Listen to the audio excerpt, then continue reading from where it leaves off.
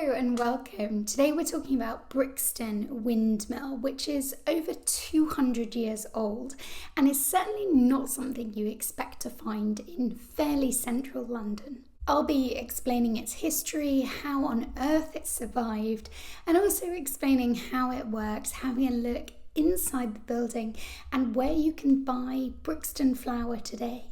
If you're new, I'm Katie, the founder of Look Up London and a Blue Badge tourist guide, and I run public walks and private tours all over London, really focusing on that hidden history that most Londoners don't even know. You can find out more about Look Up London walks as well as weekly blog posts in the description below. So Brixton Windmill. Today you can find it just off Brixton Hill in Windmill Gardens. But in the early 1800s this would have looked really different, and we can get an idea of how rural it was on the 1746 map that you can see here. Atop a hill with very little surrounding buildings, a man called John Ashby had found a perfect location for his windmill. Technically this is a tower mill and he commissioned it to be built. It was finished in 1816. As the 1800s progressed in London, it was growing rapidly, and new buildings meant less wind being able to get to the sails. One of the first buildings to disrupt the progress of wind was actually Brixton Prison, which still survives today. As you can see by this later map from the late 1800s, development was popping up rapidly. So in 1862, Joshua, the son of John Ashby, decided to relocate the family business to a watermill on the banks of the River Wandle in Mitcham. So the mill was emptied, it was gutted of equipment, the sails were removed, and it was essentially used for storage as a pretty stable and solid building. That is until 1902, when Joshua John Ashby, the son of Joshua Ashby, decided to buy the freehold of the mill and put it to use again. But he wasn't planning on using wind power.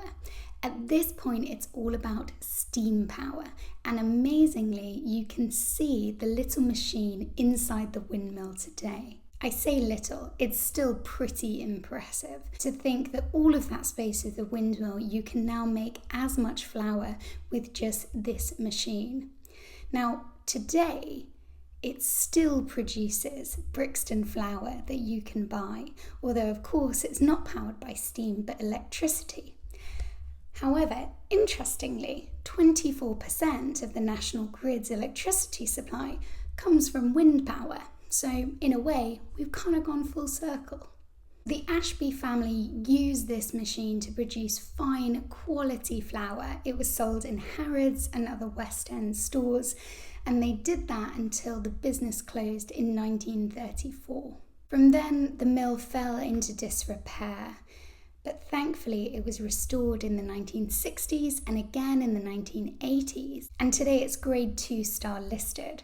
So although the cap, the top bit, has been restored and the sails have been replaced, the actual fabric of the building, the bricks, date from 1816. But let's go inside and see how it used to work. The sails capture the wind and turn, powering a large cog which moves a smaller cog. Note that one side is wood while the other is metal. If both were metal, you'd get sparks, and that makes a huge fire risk. These cogs then turn the mill post.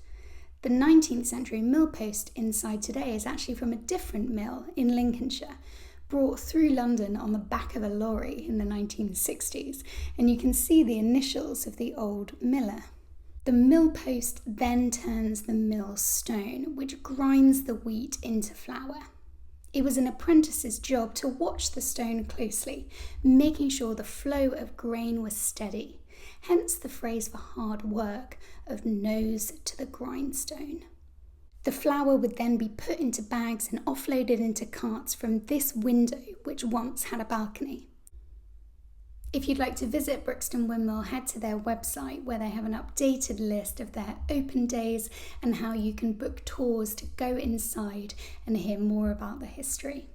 Have you visited this hidden gem in London, or maybe you've actually tried something baked with Brixton flour? Let me know in the comments, and I'll be back next time with more of London's hidden and unusual history.